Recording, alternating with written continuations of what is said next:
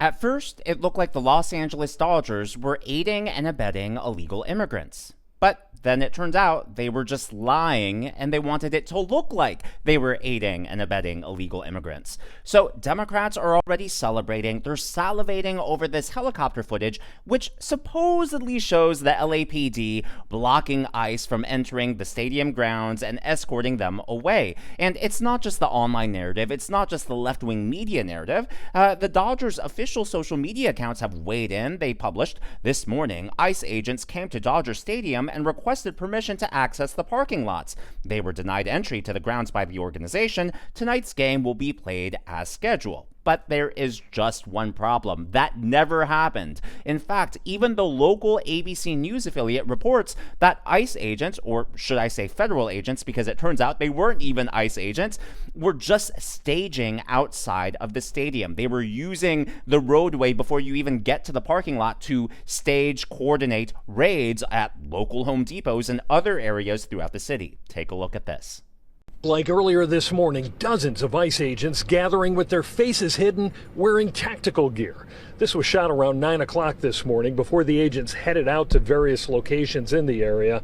We're hearing from elected officials that LA Council District 1 workers alerted LAPD of the staging at Dodgers Gate.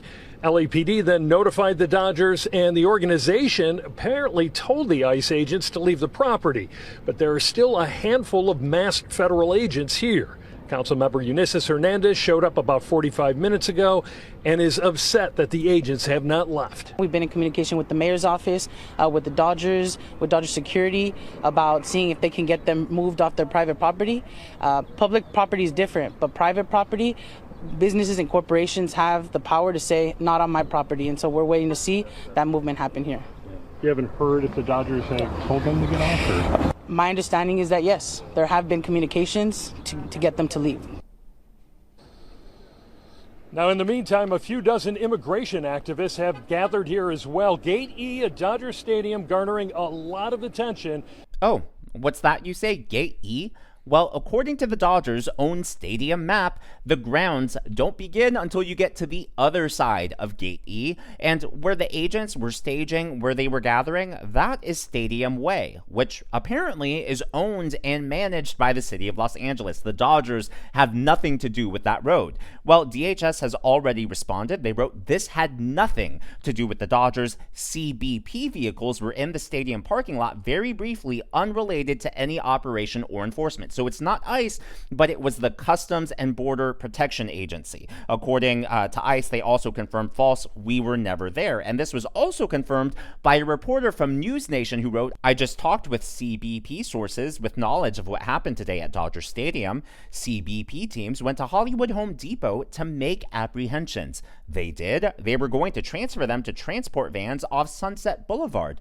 But when things escalated outside of Home Depot, they went to an open parking lot at Dodger Stadium, which we now know was Stadium Way, to make the consolidated transfer. Agents say no one came over and no one told them to leave. So the Los Angeles Dodgers have been completely exposed as liars, and liars who want to break the law and go against federal law enforcement. But the craziest part was somehow, in the midst of all of this, protesters were able to get there and gather. Like, who is coordinating all of this?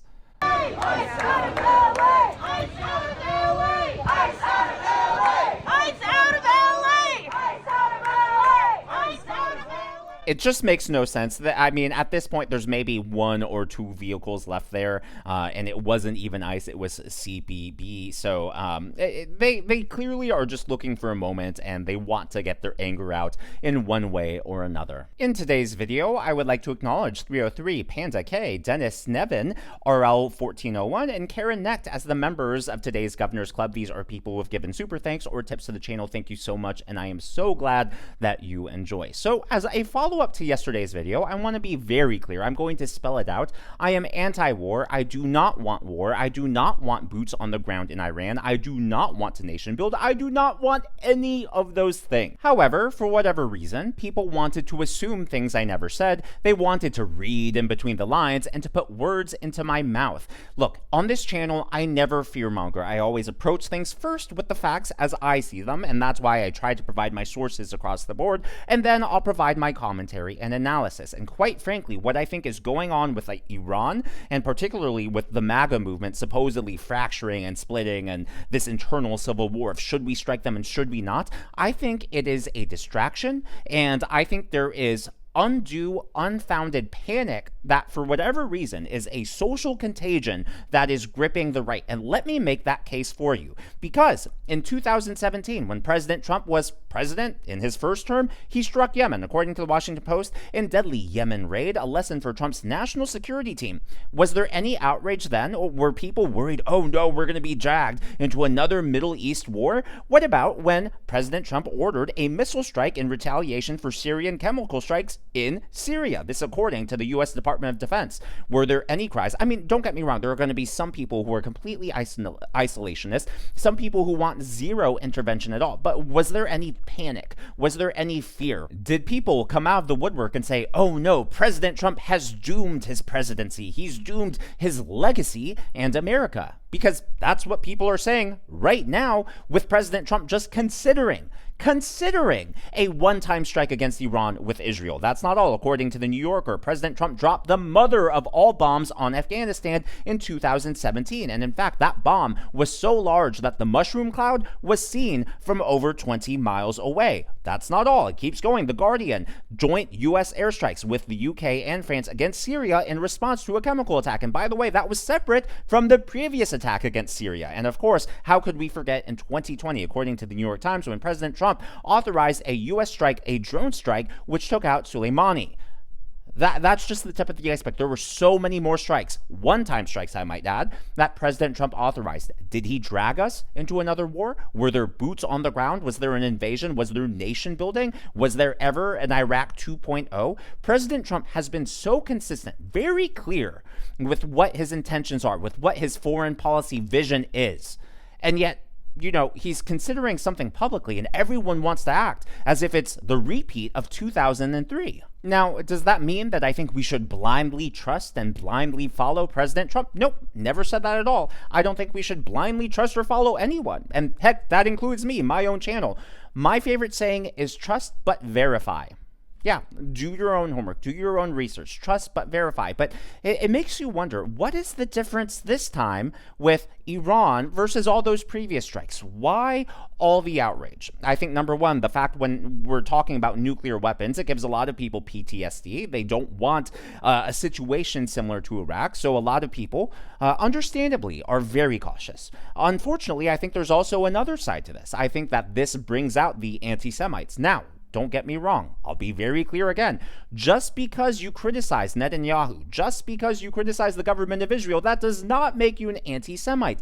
However, politics, like I said yesterday, it's a game of addition. It's all about coalition building. And for whatever reason, this anti-Iran coalition is also bringing out many anti-Semites. Again, I need to be clear because some people want to read in between the lines and put words in my mouth that I never said. I'm not saying that everyone who's questioning, I'm not saying that people who are opposed, people who are raising this issue are all anti-Semites. What I am saying is that coalition does have a few in their wing. And so all I'm encouraging and imploring everyone to do is to question, why did no one freak out about any of those previous strikes? Why did no one raise the alarm about a prolonged war, about nation building? Why is this one strike, which President Trump is being very transparent about? I mean, did he debate publicly about the Syrian strikes or taking out Soleimani? What I just showed you, tip of the iceberg. So many more other strikes. And yet, for whatever reason, this is the one that draws the outrage. Ask yourself the question, why? And on top of all of that, it's not as if this is coming out of nowhere. President Trump, after all, set the 60-day deadline way back in April. Where was the outrage then? There was no outrage at all. It wasn't until Iran crossed the red line. And now, instead of putting the anger at Iran, all of the anger is being trained on President Trump. Someone make it make sense. All of this on top, again, despite the fact that President Trump has a history, he has a track record of many successful military strikes without ever once causing the next Iraq. And yet everyone wants to take their anger out on him. Speaking of coalition building, it makes me wonder, are there any actors pushing out disinformation, fear-mongering, or just sort of panic just to try to divide President Trump's base? I mean, is that part of the equation? Just asking questions. Well, President Trump has been very clear on this in his own words here. People in the base don't want a long-term war. They're afraid that we're going to get into a long-term war. We're not looking for a long-term war. We're looking. I only want one thing. Iran cannot have a nuclear weapon. Right. That's it. I'm not looking long-term, short-term. And I've been saying that for 20 years. I've been saying it as a civilian who got a lot of publicity. People would cover it. Very simply, Iran cannot have a nuclear weapon. That's it. It's not a question of anything else. And if you did, you wouldn't have much of a country because they would use it on us and they'd use it on other people and there'd be a terror all over the world. Obviously, this was a huge topic of discussion, a lot of questions at today's press briefing with Karoline Leavitt, and that's how she opened the entire presser. Now, regarding the ongoing situation in Iran, I know there has been a lot of speculation amongst all of you in the media regarding the president's decision-making and whether or not the United States will be directly involved. In light of that news, I have a message directly from the president, and I quote, "Based on the fact that there's a substantial chance of negotiations that may or may not take place with Iran in the near future, I will make my decision whether or not to go within the next 2 weeks." That's a quote directly from the president for all of you today. So we'll kick it off for questions here in our new media seat. Yeah, again, unlike those previous strikes, there is a lot of transparency going on here, which tells you, I mean, President Trump, his entire political career, despite the fact that he's been very strong on many issues, for example, the border, he is willing to listen to a lot of people. And so I feel like part of the reason that decision hasn't been made yet is because he truly is listening to not just the experts and military generals, but also to people outside the Beltway. Just earlier today, it was reported that Steve Bannon was seen going into the White House. I think they're talking. I think he's taking insight and advice and perspectives from everybody. But again, when you take a look at his public statements, when you take a look at the consistency, when you take a look at the track record, when you take a look at the messaging from the administration, there's been no indication of nation building. There's been no indication of an invasion. There are echoes of 2003, but this is still very different compared to the buildup of that invasion, of that war, which again, is very different from a one-time strike. It makes you wonder why all the panic here. So the president is always interested in a diplomatic solution to the problems and the global conflicts in this world. Again, he is a peacemaker in chief. He is the peace through strength president. And so if there's a chance for diplomacy, the president's always going to grab it. But he's not afraid to use strength as well, I will add. Francesca. Thanks, Caroline. What exactly would a deal with Iran need to entail? No enrichment of a uranium, and it would absolutely not. Iran is not absolutely not able to achieve a nuclear weapon. The president has been very clear about that. And by the way, the deal that Special Envoy Witkoff proposed to the Iranians was both realistic and acceptable within its terms, and that's why the president is sent that deal to them. And I'll say, just to be clear, because apparently for some people I have to spell it out, that doesn't mean that there's not going to be a war. That doesn't mean that things can't go wrong. But there has been no indication from the administration. This is so different from the buildup to 2003. I mean, first of all, that was a joint invasion. I believe 4 countries, just off the top of my head. It was multiple months of planning, multiple months of buildup. Here, every indication has been a one-time strike. There's been no talk, no fact based in reality that suggests that President Trump is going to start a new forever war. That is just coming out of nowhere, and it makes me wonder, like here on the channel, I say it all the time, we're all free to our opinions. We're all free to our commentary, our analysis, but I also believe that things need to be rooted in verifiable facts. And when people are trying to cause a panic, it makes me wonder, what's their agenda and what are they trying to accomplish? But as always, all of that is just my analysis and commentary. That's what's going on in the world of politics from my point of view, and I would love to hear from you. So, I mean, what do you think about that entire, I guess, spiel at the end there about President Trump's track record? Do you think that there is some truth to that, or do you think my thinking there is flawed? Let me know one way or another. I'm always open to debate. I like, look, one of my favorite programs programs I watch every week is Bill Maher's show every Friday. Yes, he's a leftist, but I truly enjoy all perspectives. I enjoy debate. I think that's one of the best ways to not only grow, but really understand why you believe what you believe. And I think, that's why I call myself an independent. A lot of people were calling me out for that yesterday. And it's like, well, I clearly am thinking independently from a lot of the other content creators right now. Just putting that out there. If you haven't already, please be sure to leave me a thumbs up. I know it's a simple thing to ask for, but it really does help me reach more viewers like you in the algorithm. Be sure to smash that subscribe button and to check out one of these videos.